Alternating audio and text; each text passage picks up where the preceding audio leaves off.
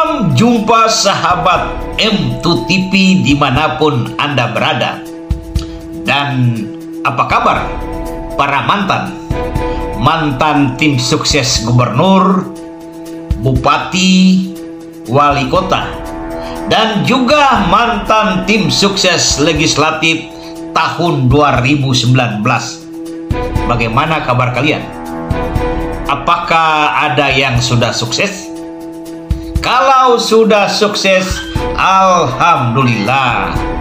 Tapi kalau belum sukses, saya ingin mengajak Anda.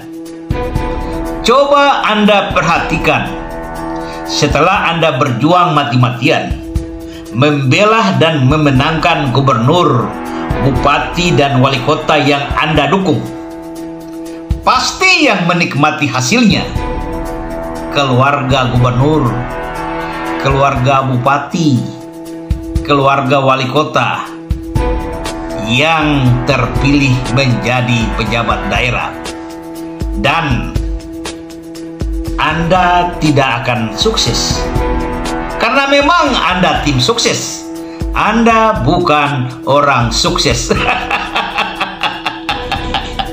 Baiklah sahabat M2TV, kali ini kami akan mengulas tentang Anies Rashid Baswedan di antara isu korupsi, selingkuh, dan pembohong Presiden Republik Indonesia. Tetapi sebelum kami lanjutkan ulasan ini, jangan lupa subscribe, like, dan komen konten-konten M2TV, biar kami akan tetap eksis untuk mengulas isu-isu menarik yang tentu akan menghebohkan. Isu adalah sesuatu yang menimbulkan polemik dan bertentangan dengan keadaan atau sifat sebenar-benarnya. Isu bisa terjadi karena ada hubungan sebab akibat antara si pembuat isu dengan orang pribadi atau satu badan organisasi, juga lembaga negara. Misalkan saja, isu tentang Kitab Undang-Undang Hukum Pidana yang baru disahkan. Asal muasal seorang ahli hukum atau tokoh masyarakat mengemukakan pendapat bahwa Kitab Undang-Undang Hukum Pidana yang baru berpotensi penjarakan aktivis yang mengkritik pemerintah atau pejabat negara.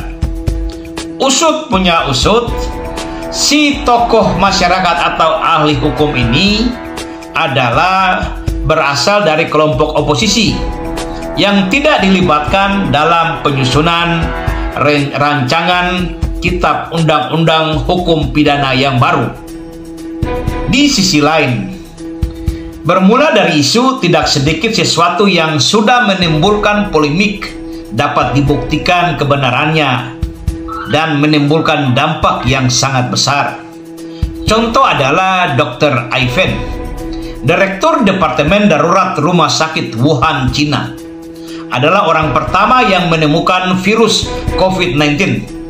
Lalu isu itu berkembang, tetapi pemerintah Cina berusaha membungkam Dr. Ivan, dan isu tentang virus baru ditutupi rapat oleh pemerintah Cina. Faktanya, virus ini terus berkembang dan menciptakan satu situasi pandemik di seluruh dunia. Jadi tidak semua isu itu benar dan tidak semua isu itu salah.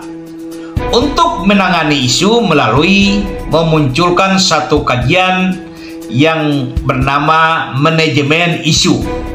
Cara kerja manajemen isu adalah rangkaian aktivitas irasional untuk menuju rasionalisasi satu polemik yang sedang berkembang di tengah-tengah masyarakat. Anies Rashid Baswedan di antara isu korupsi, selingkuh, dan pembohong yang kami rangkum 5 isu fenomenal yang berpengaruh dan bisa menghambat karir Anies Baswedan. Cita-cita Anies Baswedan menjadi Presiden Republik Indonesia adalah sebagai berikut. 1. Anies Baswedan merampas jabatan Rektor Universitas Paramadina adalah seorang budayawan Muhammad Sobari. Dalam satu postcardnya menjelaskan, Anies adalah mantan anak buahnya.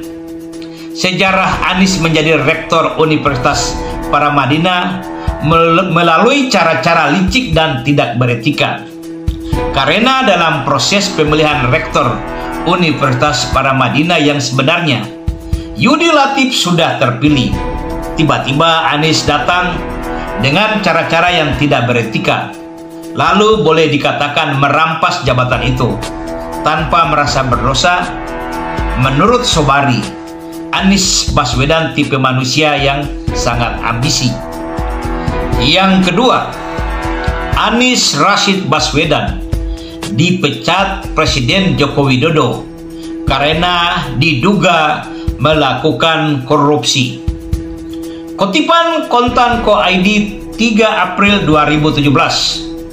Forum Masyarakat Peduli Pendidikan bersama Tim Advokasi Jakarta Bersih melaporkan Anies Rashid Baswedan selaku mantan Menteri Pendidikan dan Kebudayaan ke Komisi Pemberantasan Korupsi terkait over budgeting atau kelebihan bayar dana guru sebesar 23,3 triliun rupiah. Laporan ini didasarkan dengan pernyataan Menteri Keuangan Sri Mulyani Agustus 2016 yang menjelaskan penundaan pengucuran dana transfer ke daerah dari APBN 2016 sebesar 72,9 triliun rupiah. Sebab dari jumlah tersebut 23,3 triliun rupiah merupakan dana tunjangan profesi guru di seluruh Indonesia yang merupakan dana transfer khusus. Setelah ditelusuri, 23,3 triliun rupiah merupakan dana over budgeting atau kelebihan bayar. Sebab dana anggaran guru yang tersertifikasi ternyata tidak sebesar itu. Dan yang harus bertanggung jawab Menteri Pendidikan dan Kebudayaan pada saat itu, Anies Rashid Baswedan. Yang ketiga, Anies Rashid Baswedan diduga korupsi dana Formula E. Mungkin perlu dicatat dalam sejarah ketika seorang ketua DPRD DKI Jakarta, Prasetyo Edi Marsudi, melaporkan gubernurnya sendiri, Anies Rashid Baswedan, ke Komisi Pemberantasan Korupsi terkait dana kegiatan Formula E. Sebagaimana liputan beberapa media nasional, Prasetyo menjelaskan laporan itu terkait dengan pemberian atau pembayaran komitmen fee sebesar 560 miliar rupiah yang dilakukan sebelum Perda Anggaran Pendapatan dan Belanja Daerah DKI Jakarta disahkan. Hal ini diperkuat dengan keterangan ahli hukum pidana Profesor Romli Kartasasmita pada satu channel menjelaskan, kasus Formula E tinggal penetapan tersangka saja, karena dari semua fakta hukum sudah sangat jelas keterlibatan Gubernur DKI Jakarta Anies Rashid Baswedan. Yang keempat, Anies Rashid Baswedan diduga selingkuh dengan seorang presenter. Adalah konten Nikita Mirzani yang menyerang seorang presenter karena presenter tersebut menurut Nikita tidak fair dan terkesan sok pintar sendiri, sok hebat sendiri, sok bersih sendiri. Puncaknya ketika presenter itu menyerang kehormatan institusi polisi dan memprovokasi masyarakat jangan percaya polisi. Nikita langsung menyerang si presenter dan mengatakan, apa perlu aku buka perselingkuhanmu dengan bapak pejabat yang sebentar lagi akan berhenti menjabat? Apa perlu aku buka di mana, di hotel mana kamu check in? Publik pun menarik satu kesimpulan, bapak pejabat yang dimaksud adalah ARB. Pandai juga bapak berselingkuh ya. Yang kelima, Anies Baswedan doyan bohong. Entah isu atau benar, Anies Baswedan katanya doyan bohong. Hal ini juga diungkapkan oleh budayawan Muhammad Sobari. Jujur itu bukan panggilan jiwa Anies Baswedan. Berarti bohong dong panggilan jiwa Anies Rashid Baswedan. Tetapi ada beberapa isu tentang kebohongan Anies, diantaranya Formula E yang katanya untung besar padahal rugi besar. Proyek pembangunan di Pulau Seribu katanya hasil karya Anies, padahal memang proyek-proyek tersebut sudah dibangun sebelum Anies Baswedan menjadi gubernur DKI Jakarta.